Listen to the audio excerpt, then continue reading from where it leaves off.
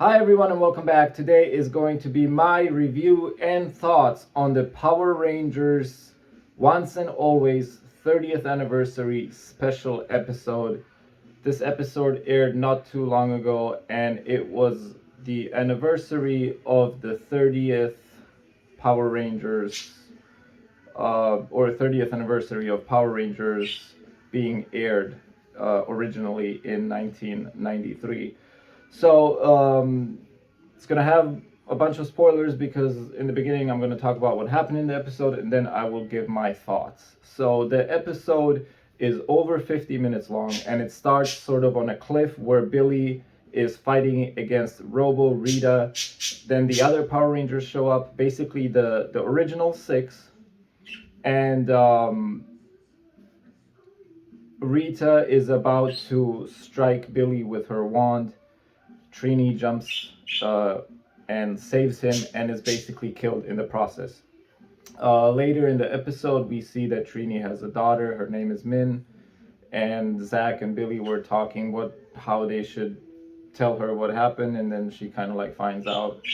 Then 1 year later, on the anniversary of this, of course, all the Power Rangers go to the cemetery, and Rita shows up and she has this machine, and she also has 2 new monsters, Robo Snizzard and Robo Minotaur.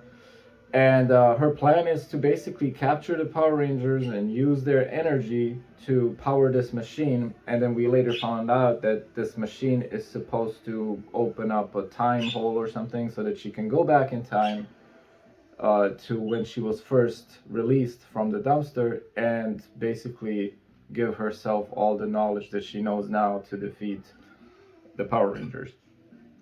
So what ends up happening is that Tommy, Kimberly, and Jason get captured. So we have Katherine step in as the Pink Ranger, and we have Rocky step in as the Red Ranger.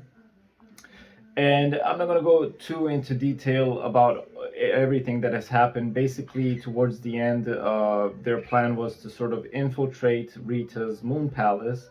They go over there. Minh also ends up being there because she ends up being captured by Rita because she wants to go and destroy the Minotaur and Snizzard monsters, which were kind of like held captive with a magnet. It was a plan that the Power Rangers sort of thought up. But anyway, so they're all there. She has the power morpher for the yellow coin, but she can't really morph. And Rita is about to strike Billy again, and this time Minh jumps and takes the hit. But because she had the power morpher in her jacket, it absorbs that energy, and then all of a sudden she's glowing with yellow energy. She starts having these flashbacks of her mom Trini, and then now she can morph. So now they all morph.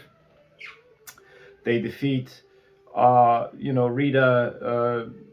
She makes Snizzard grow. The Megazord comes in on the moon.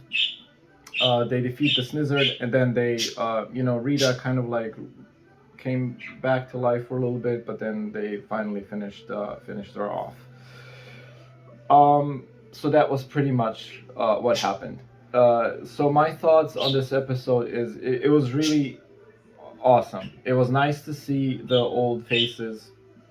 It was a very well written story. It sort of centered a lot on the Yellow Ranger, which had passed away, many years ago. The actress that played Trini, and this episode was sort of dedicated to her, but also dedicated at the end we can see to the actor that played Tommy, obviously Jason David Frank, who passed away not too long ago. Although the episode didn't center too much around the Green Ranger. So we have other Rangers that have made an appearance here. We have Adam and Aisha, but their appearance is very brief and it's very unfortunate. I feel like they could have somehow included them more. We only saw them very briefly twice in this episode. Bulk and Skull weren't there, but there was sort of like a commercial for a sandwich shop or something. Um, Alpha is back, but it was Alpha 9. And we find out that Alpha 8 was sort of Alpha 8's body was taken over by this energy that Billy tried to use from the Z Wave to revive Zordon, and Rita somehow escaped through that, used Alpha 8's body to have her new robotic body. The action scenes in this episode were really nice, and it seemed much more mature than regular Power Rangers episodes. The fight scenes sort of had very good action, but also when they used their weapons. In previous episodes, I feel like they would do a lot of slashing and then there would be like explosions, where in this episode there weren't too many explosions and they were literally stabbing the opponents. At one point Rita got stabbed by Billy's lance. Rocky, I think, finished off Minotaur with basically jumping and like stabbing him with the power sword. And then at the end of the episode, Zack basically shoots Rita with his power axe in like the cannon mode. There was a Megazord scene in here, which I liked because I really like Megazords, but it was not very good. And I'm glad that they put in a Megazord scene, but I feel like they could have done better with the animation. It was just all CGI, and they basically used the ZAP Megazord for this fight scene. So the Zords basically looked like the ZAP Zords, what you see here. But I feel like when they initially come out of their hiding places and then get transferred to the moon, they look good. You can see that it's the ZAP sort of Megazord, but it looks good. Then they're on the moon and they're combining into Megazord, still looks good. But then once the Megazord lifts up, the legs are very disproportionate, the arms are disproportionate. Something about it is just way off. And then it just all being in CGI, it didn't look that great.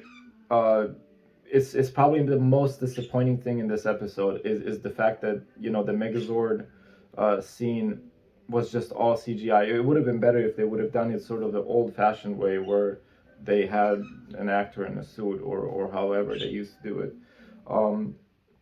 But it was nice that we did get a Megazord scene, so I do appreciate that.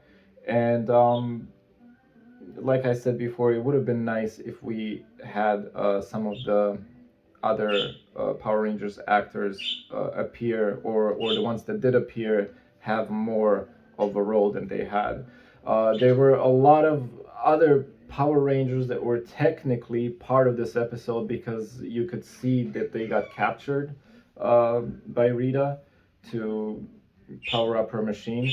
And it's really cool to see that the Power Rangers Lightning Collection figures by Hasbro were actually used as props.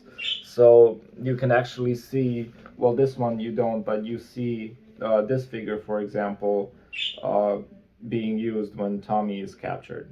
So that was really cool to see that, these figures are actually in show. And then some of the things that this episode did well also is that it tied a lot of seasons together, even though it didn't necessarily include other actors or other props from seasons.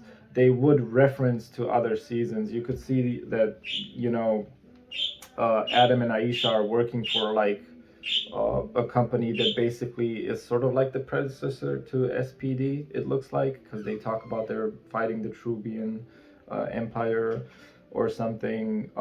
You can see that Billy has like a company now, and the new sort of command center is built underneath his company.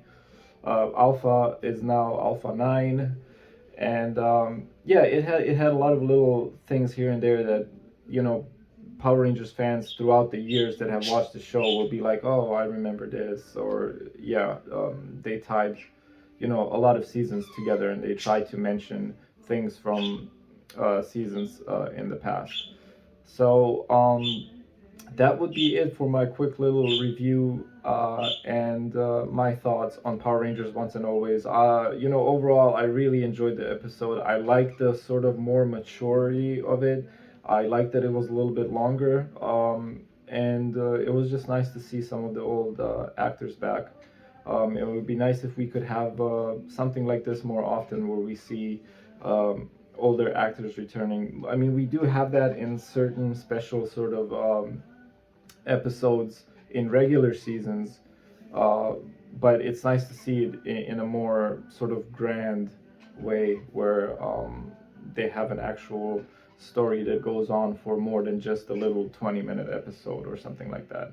So I would like to see that more from Hasbro, and I'm looking forward to see what they will do with Power Rangers in the future. I know we've got Power Rangers Cosmic Fury coming up, and then we're sort of kind of in the unknown what's after that.